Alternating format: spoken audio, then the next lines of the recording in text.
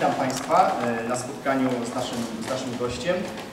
Sylvain Runberg przyjechał do nas ze Sztokholmu. Jest autorem wielu serii. U nas wydawane są m.in. seria Konungowie czy Podboje. No i będziemy mieli okazję chwilę z nim tutaj porozmawiać, także powitajmy Sylvaina u nas. You say nice things about me? Of course, only. I won't say anything that's not nice. You can. You started your career as a scenarist, we can say really late. Yeah, I was 33 years old. And why did you decide to do such a thing like doing scenarios for comic books? I didn't decide at the start. Sometimes life decides for you. So basically, I became a scenarist by accident, because I had an accident when I was 33 years old, and I had to be out of work for several months for education. I was suffering several fractures, so I had to go back to my parents to do the education, and because except the education, I had nothing to do. So I decided to write because I was bored, waiting to be able to walk again.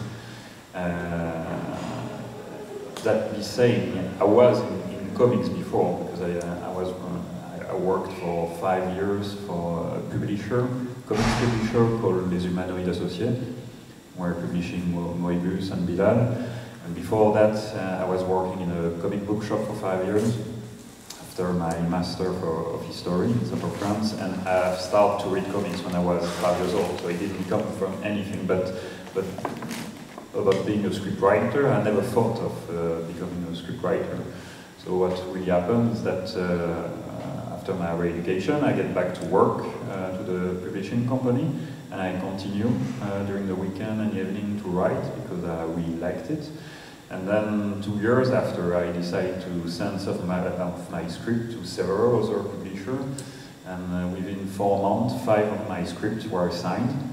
So I was able to make a living of it, and so I quit my day job and focusing on script writing, and that's what I'm doing for 13 years now. It's quite an unusual thing to start to write scripts when you're sick. Many people do watch TV or read comic books. There was something in you, I mean maybe in your experience, that really made you do it? Because, as I say, probably no one here, maybe I assume it wrongly, but won't start writing or, for example, drawing comic books when there had to be something, some spark, some. Yes, can you define it? Yeah, the thing is, of course, I was really into comics since I was a kid, and then writing was a bit a part of my work when I was working to the publishing edition, because I was doing all the text for the internet site, and I was presenting the new book to the commercial team, so I had to do some pitch about the new books coming. And of course I wrote a lot when I was doing my Master of Political History, so writing was a part of my life, but not as a writer writing fiction.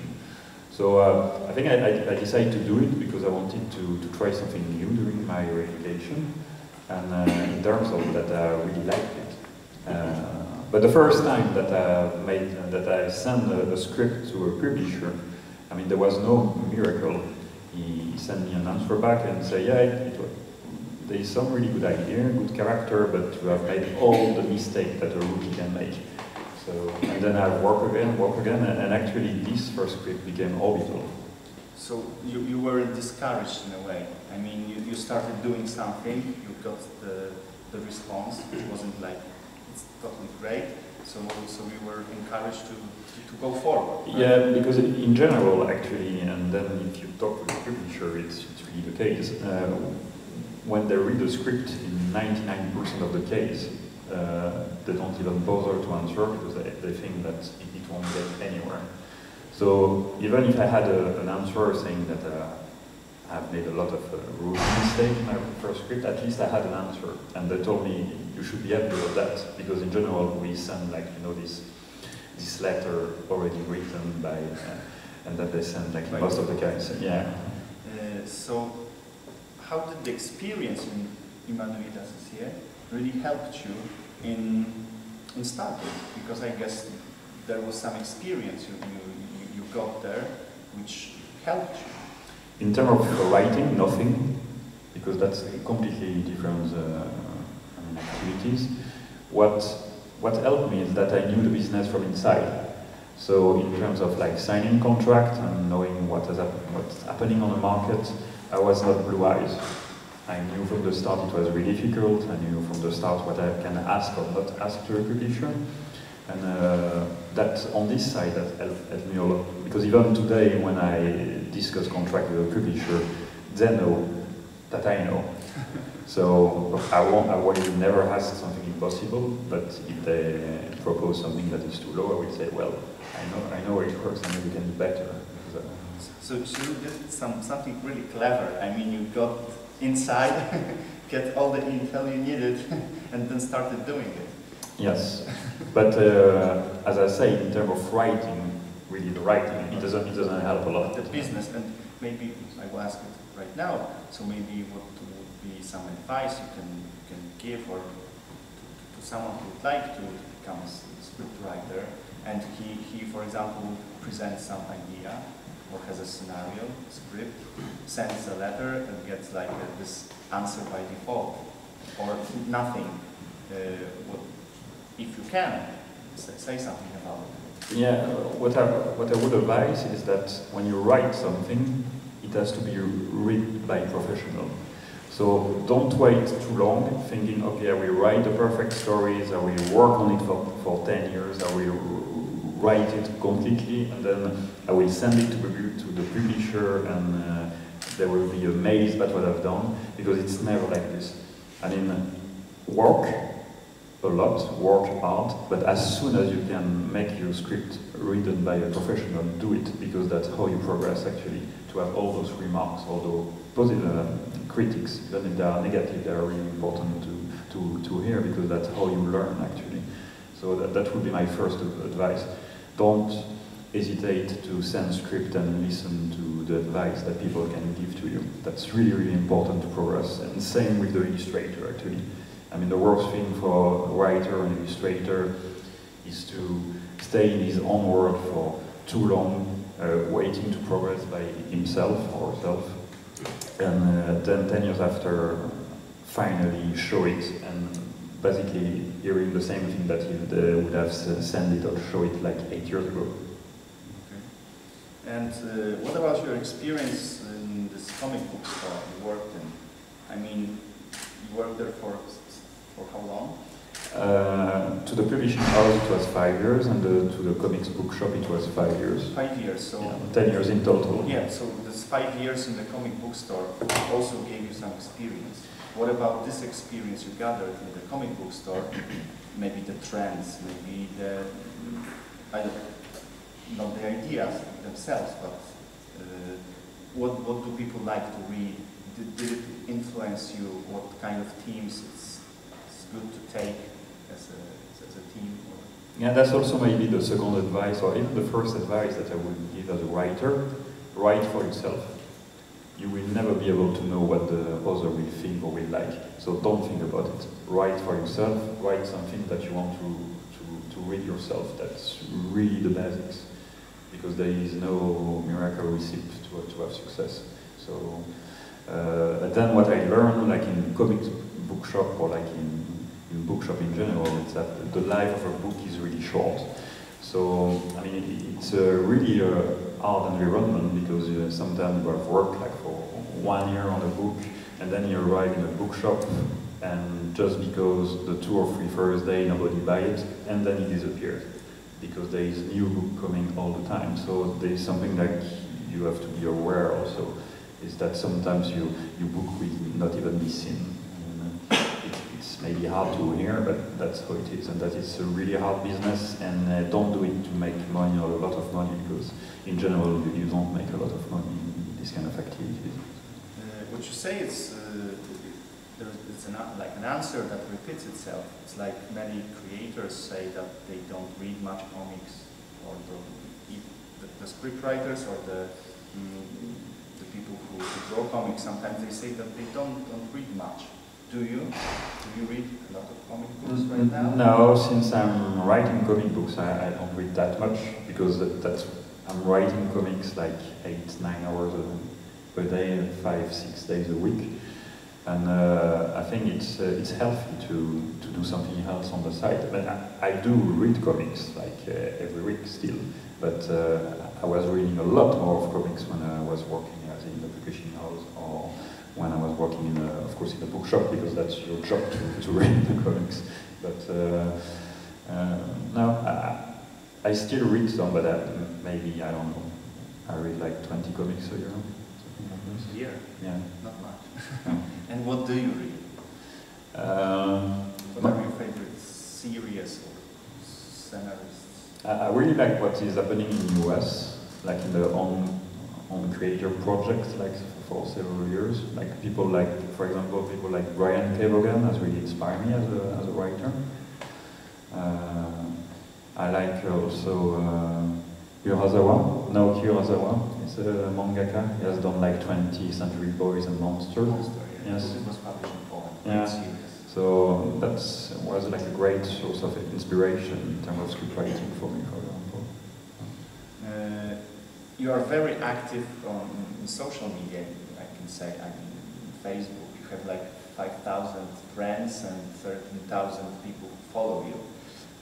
What do you think about social media today? Is it important? Because many creators are not even present in social media, and when they are, it's not like they are so popular. I can tell that you are. What's your opinion about it?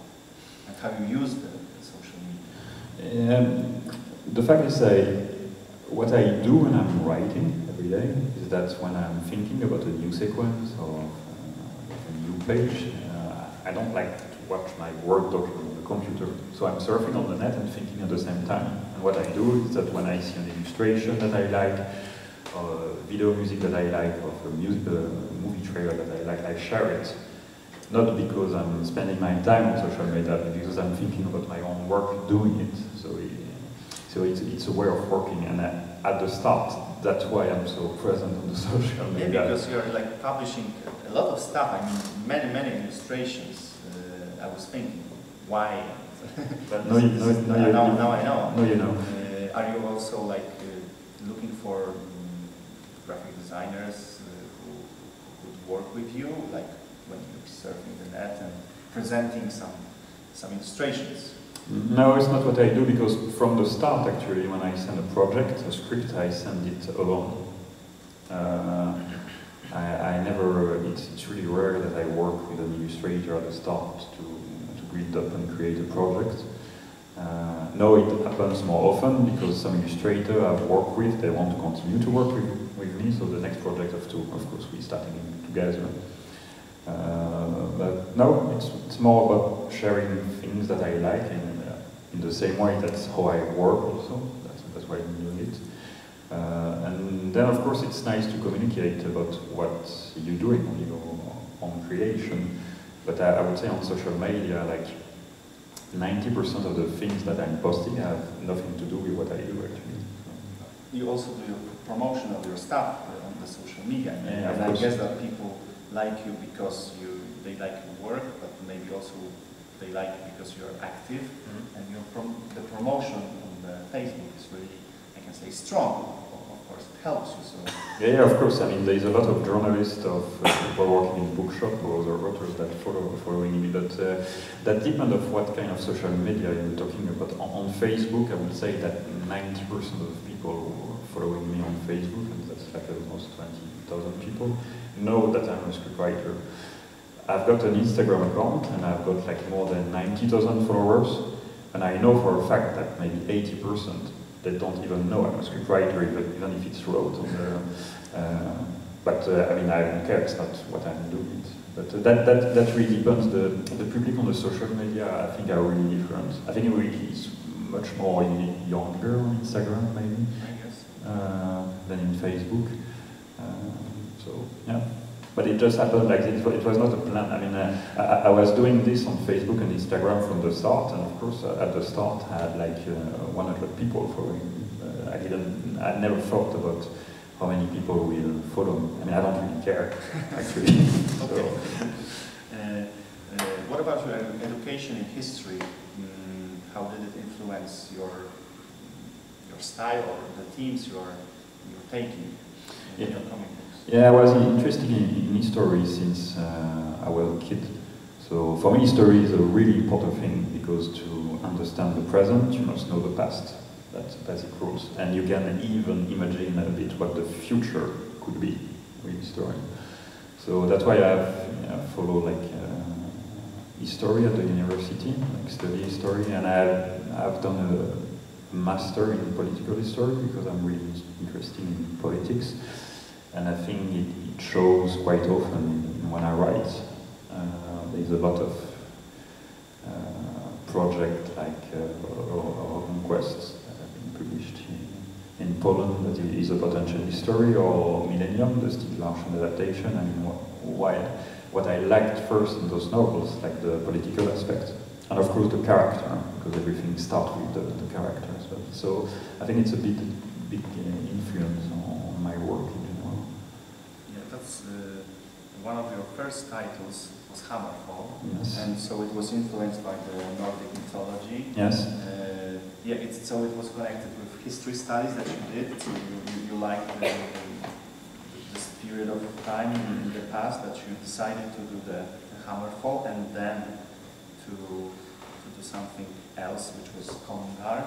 Yeah, it's interesting because Hammerfall and Konungar, both stories are about being a Viking, but they are totally different. I mean, Konungar, it's one of the only universe that is more like pure fantasy. It's not really story linking, it's a lot of imaginary things that I've mixed. Hammerfall, I really work a lot on the historical part. The funny thing I can say that when I was studying history at the university, the Middle Age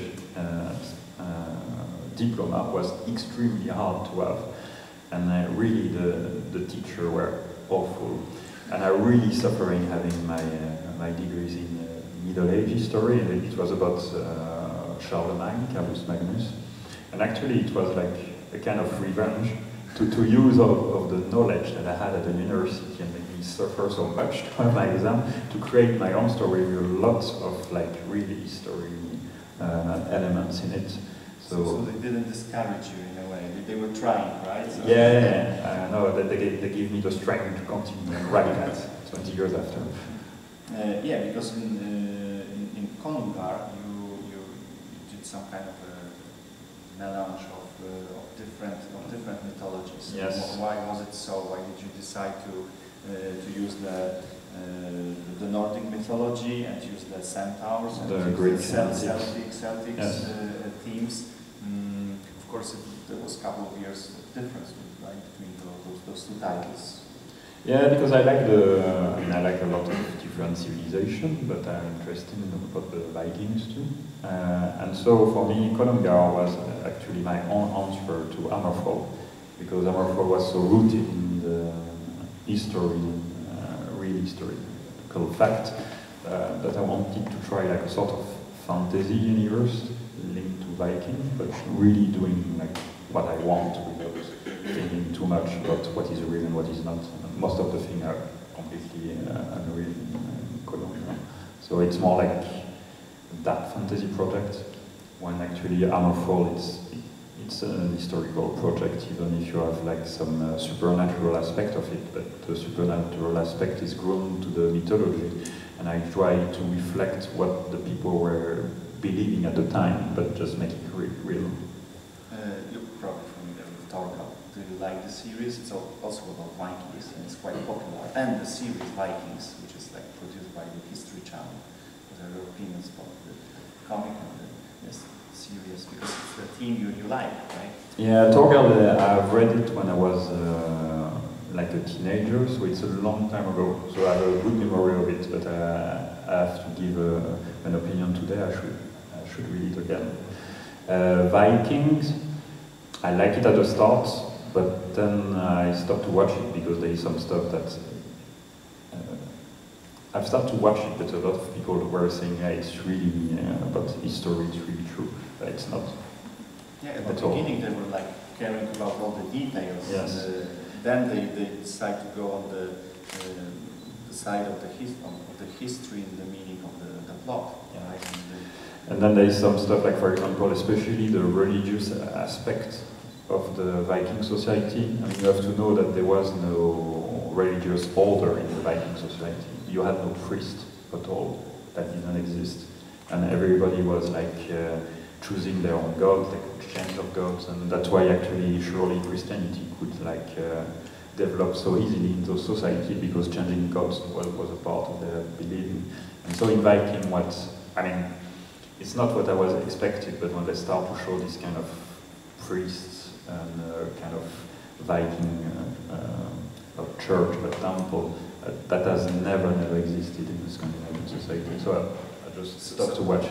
Yeah, so you can say that your education flowed you in a way. So it's always like this, when you know too much and there's like something that's not working. It's yeah, but I'm not, I mean, because I have studied history, I know that fiction doesn't have to really follow the history reality, and that's not what I'm doing even now as a writer. But I think sometimes you have to be like, you have to believe in what you see, and when it's going like the wrong way, but that's just my opinion. I mean, the Viking is a book, but it's just that I was expecting something else. So yeah. Okay, I have a question about Yushan, the name of the Chinese illustrator of Kodunga. Yes. Yushan. Yes. Zhuzan. Zhuzan. Yeah. Okay. I read somewhere that you didn't even meet him when you were working on this title. Is it true? I never met him. I never spoke with him, even by email, because he lives in China and he doesn't speak English at all. So it was impossible to communicate. So it was only through his agent and translator, my publisher. But it went well. Yeah, it's like, because it was really appealing to me when I read this fact that you didn't even had a chance to talk through the script. And so, is it often that you write something and someone else is drawing it and you don't have contact with it? No, it has happened only twice, and both with Chinese illustrator. So I wrote something for Glenna called The Shadow of the Shinobi. It was about what we call ninja today. And he was also a Chinese illustrator, doesn't speak English, so it was the same process then we use them, but it happened only twice. Normally we have, I work with a lot of illustrators from different countries, but most of them speak English, and then we have Skype, the email, or the phone, so of course we are in contact. It's really rare that it's going this way. But at the end, we were all happy about the book. It works. Yeah, but it's really, like a fun fact that I was amazed at when I heard that there are Chinese people who are drawing comic books for the European market, for the French market, when there are like tons of illustrators who are really good.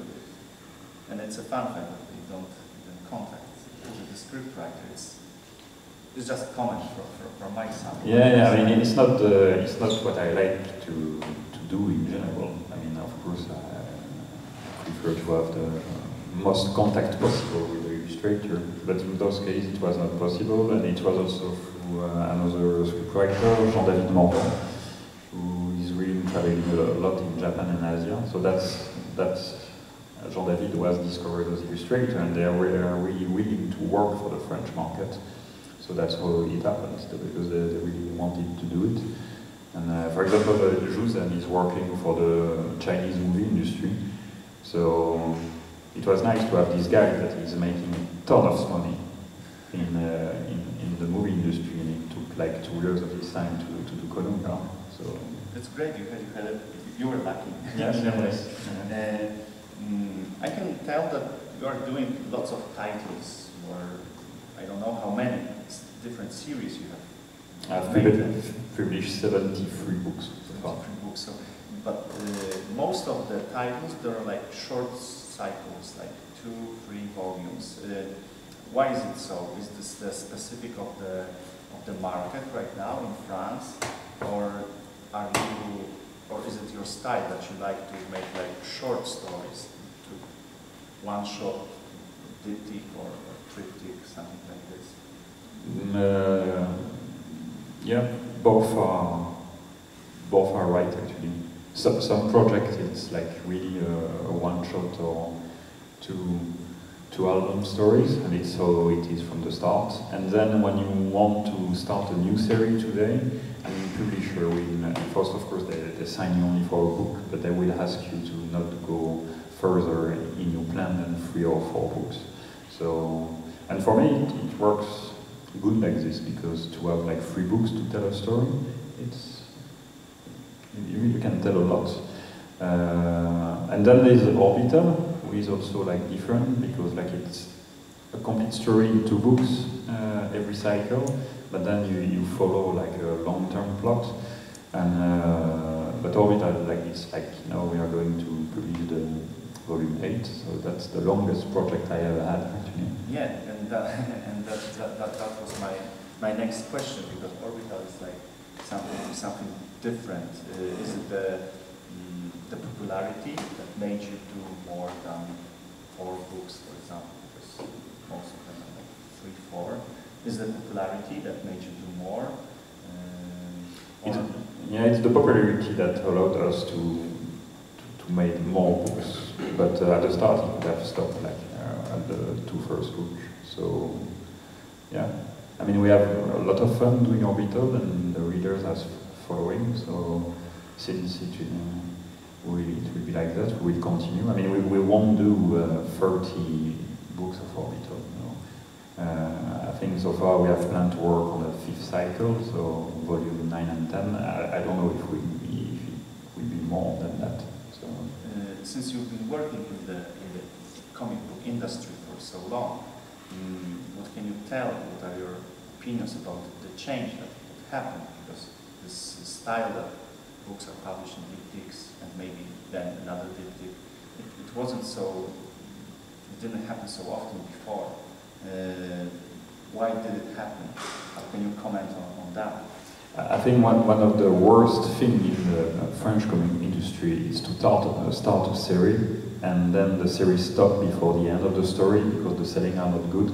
And that was really a bad thing, because it creates like a sensation among the reader that before starting to buy the first book, they have to wait for the whole series.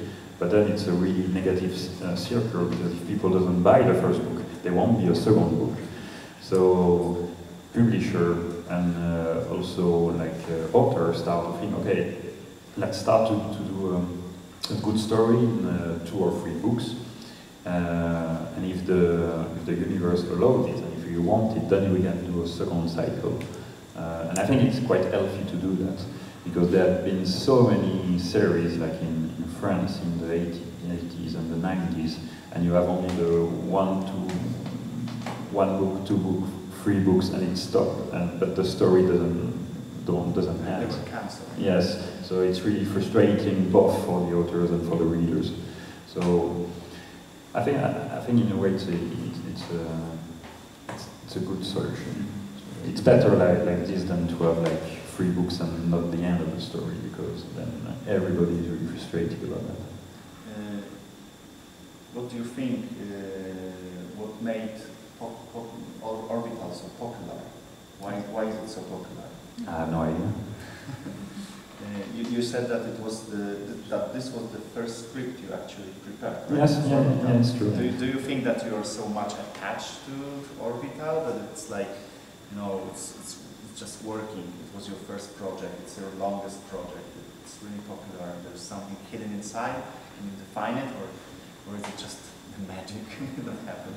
Yeah, I don't know why it's so popular. I think like the Serge Pellet, the illustrator, have really like a unique style, especially in sci-fi.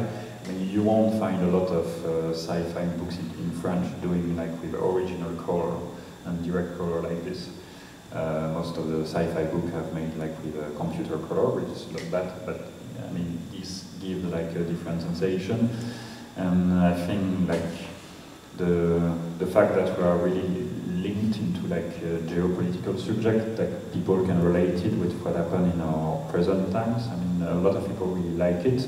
So what I know is that there is a lot of orbital readers that they are not sci-fi readers, but they like orbital because they find something that they don't find in other sci-fi projects. Oh, that's what they say. Are you a fan of sci-fi in general? Yes, yes I am. What kind of movies, books do you like? What kind of movies, books influence you in this area? I like Blade Runner. Is really. Are you waiting for the new movie? Not much. Not much. I don't know. I mean, I hope it will be good, but you never know. You can judge only by the trailer, right? Yeah, no, and I try really not. I avoid to watch trailer most of the time because they're showing too much, or it can give you a wrong idea in a bad or good direction of the movie. So I rather go to movie directly. How can you comment the work of Pelé? You said already something that can influence the readers, because there's like the direct colors. How is your work with Pelé going? It's really like a flow. I mean, I write my script and I send it to him. So when I write a script, the first thing I write is first a synopsis. So we know where the story goes, synopsis of the whole story. Then I wrote it sequence by sequence, so it's really more detailed. And then I write it like page by page, panel by panel with all the dialogues. And then from that, Sarah start to draw, and sometimes he can change a lot of things, sometimes not. And that's really different between the illustrator. Some illustrator really stick to my script, and I don't ask them that. I mean, for me, if I write a page with 7 panels, and if they want to do 10 panels or 4 panels of it, if the result is better, it's really fine for me. At the contrary, they are really free to do it. I'm the script writer, they are the director. I can make a comparison with the movie. And yeah, with Serge, sometimes he changes a lot of things, sometimes not. But we have really the same idea of what this universe is, who are the characters, where we want to go. So it works really like friends. I mean, we're working together for 10 years, so we are good friends and we know each other. So basically, we don't really talk that much about the book. Yes, it's yeah.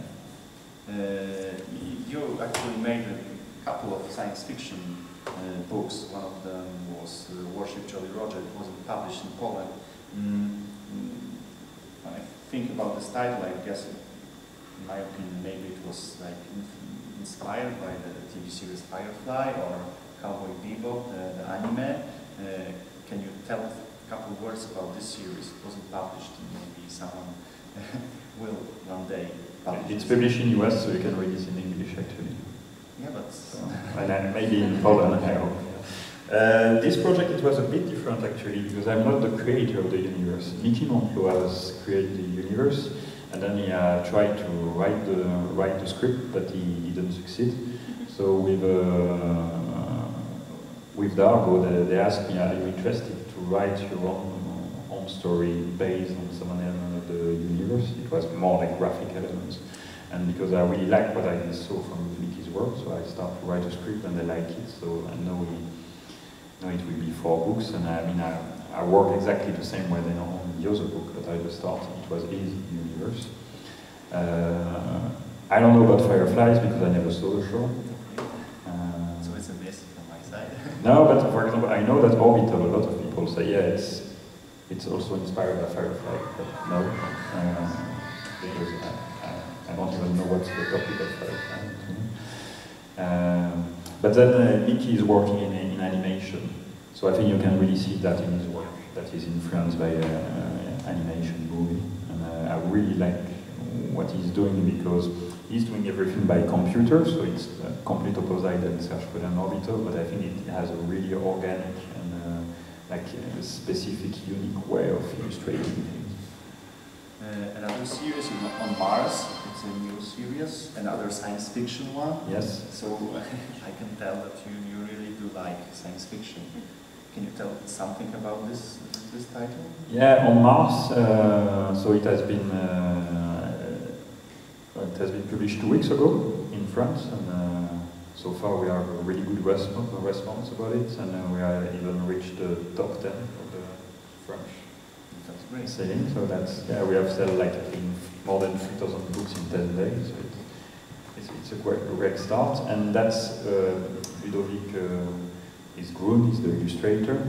That's the one who asked the publisher to contact me because he really liked Orbital and other sci-fi things that I've done, so he wanted to work with me. So we met like 4 years ago, and he told me, yeah, I really like the theme of Mars and space exploration. Do you have some idea? I said, yeah, that's the theme I like. So I started to write a story, and he did a lot of research. So it was a really long process. It was nice to have all time because he was finishing his other series during the first 2 years, and then we start this new sci-fi series. And like Serge, he's doing his own cover, like a traditional way. So and that has been like noticed really again, like by people. That so you're choosing good illustrators. Yeah, I can tell. Yeah. The last question about science fiction. What's your opinion about Valérian by Besson? Well, about Valérian, the funny thing is that a lot of people I said from Orbital Volume 1 that we were like the new Valérian, which is really like an honor. Truth is I never read Valérian, in fact, because I was living like as a teenager and a kid in a really small village in south of France, 600 people. It's not like you had all the comics, so I never read Valérian. And I didn't watch the movie either, so I have nothing to say about the topic. I was pretty much sure that you know Valérian because it's like icon and you're doing science fiction and stuff. So okay, I will leave it like this. Serge, the illustrator of Orbital, is really a fan of Valérian. I've read the book. But I never read Valérian, and as from the volume 1, there were journalists saying, yeah, this is the new Valérian, so I decided, okay, I will wait that Orbital will finish, and then I will read again. Okay. And about the movie, I didn't saw it, so I don't know, but I have around me it was really a lot of negative feedback. That's why I was asking this question to you. Another title, and it's Millennium. So it's an adaptation of a bestseller. Yes. It was a challenge for you to do such a thing because it's an adaptation is always something really challenging. So what can you tell about this project? And the Millennium is actually like something that I wanted to do myself from the start because I share my time between Sweden and France for 15 years. So when the Stieg Larsson books has been released in Sweden, there was a lot of people telling me you should read those books, Sylvain, we're sure that you really like the topics and the character. So I read the Millennium books really early before it was like this global phenomenon. And I really wanted to do like immediately an adaptation because there's topics that I like feminism, violence against women and right wings and what is to be a journalist today. So that is topics that I have been interested for like 25 years. And I really like the three main characters, Lisbeth Salander and Erika Berger and Michael Bloomquist. And for me a story always starts from the character. So I've proposed like to okay, I would like to propose an adaptation of Millennium, but they say, yeah, it could be complicated because it starts to have a lot of success everywhere, and the Americans have got an option to do a movie. So I say, okay. And then I didn't heard anything for 2 years, and then I was trekking in a forest in Sweden one summer, 2 years after, and then I have a phone call from my publisher, and I was feeling strange, he knows that I'm on holiday and he didn't go me.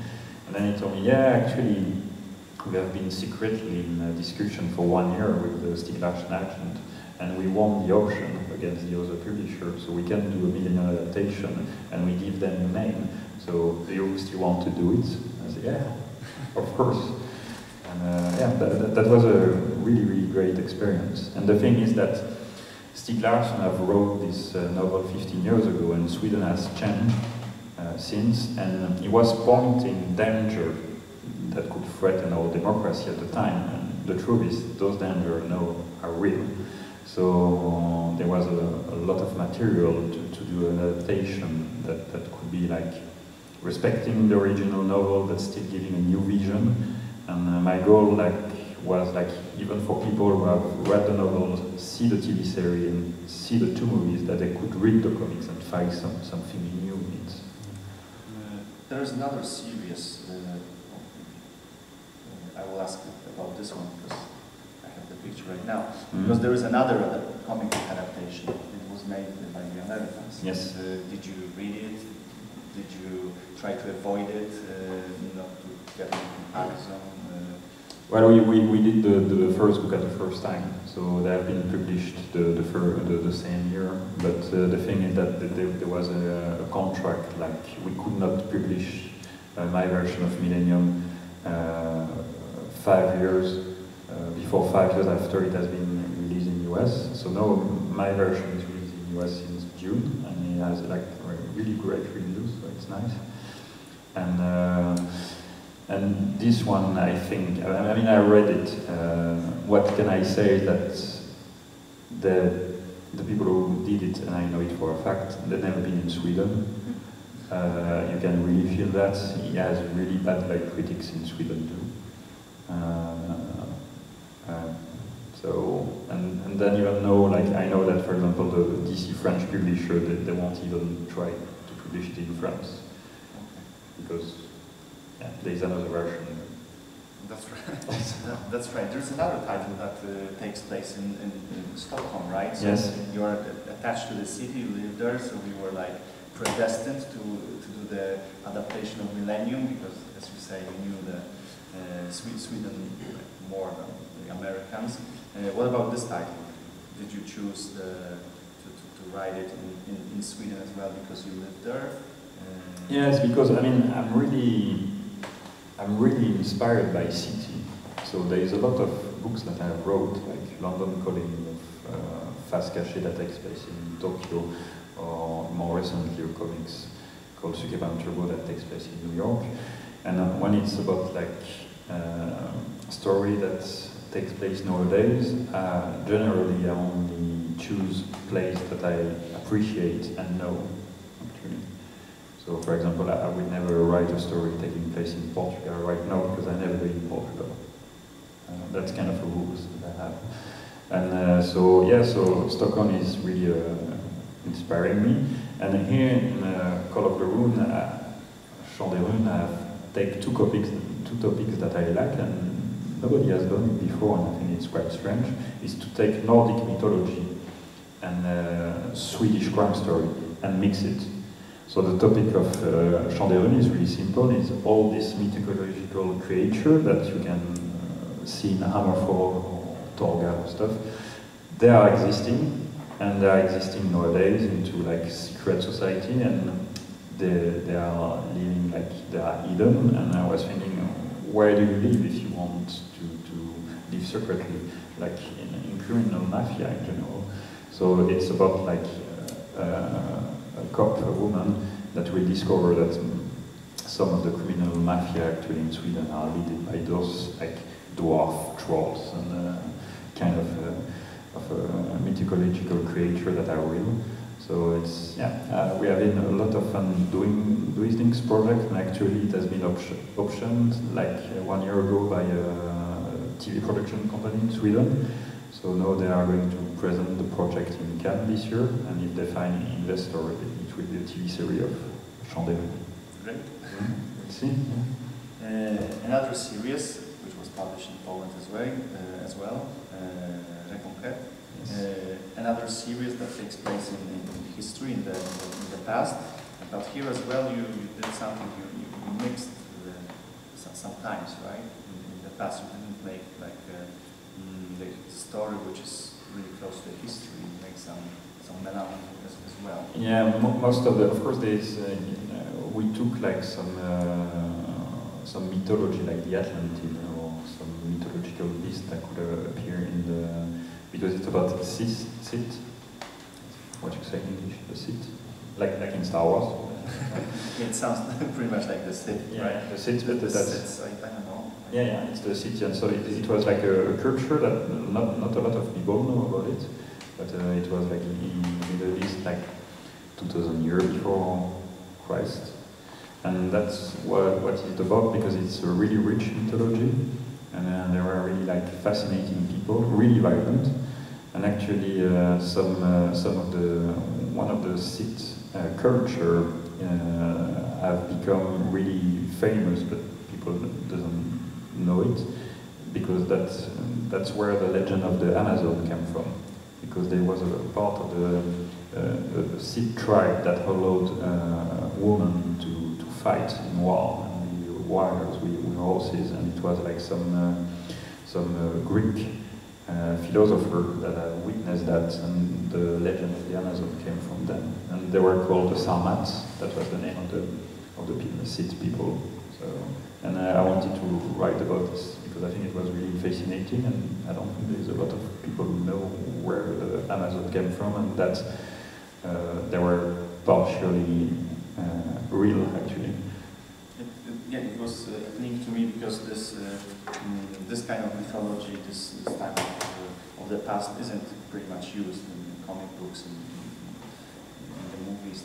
No, it's a theme that is like a little bit forgotten. That's why I like the story. Because we know. However, I was wondering, why did you mix some stuff? Because there are some historical meetings, even the facts. For example, there's King Hammurabi, and there is some alliance between the king and the pharaoh, which at the time is like in the real history. It couldn't happen at the same time. No, it couldn't. Some kind of no, so we decide also, because the illustrator François Deschênes is really like fond of those cultures, and we discussed together, and there was some Mesopotamian culture and like the myth of the Atlantid who wanted to be the part of the story, so we decided to create also own universe, and even if they could have not met in really stories, let's then meet. So.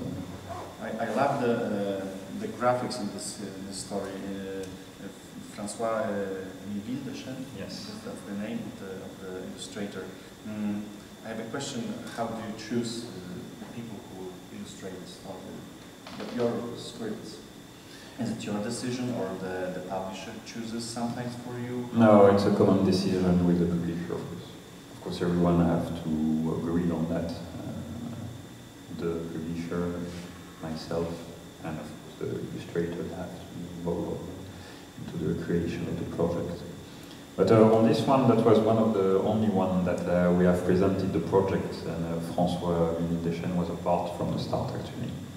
So, because we were talking together for several years, maybe working on a common project, and so I started to give him some pitch and script that I wrote about this kind of universe, and he put some other influence in it too, and then at the end we presented the project together, and we have like a really good answer. I think 3 days after we have sent the project, there was like 6 publishers wanting to sign it. So that's great. It's not that often that it happens.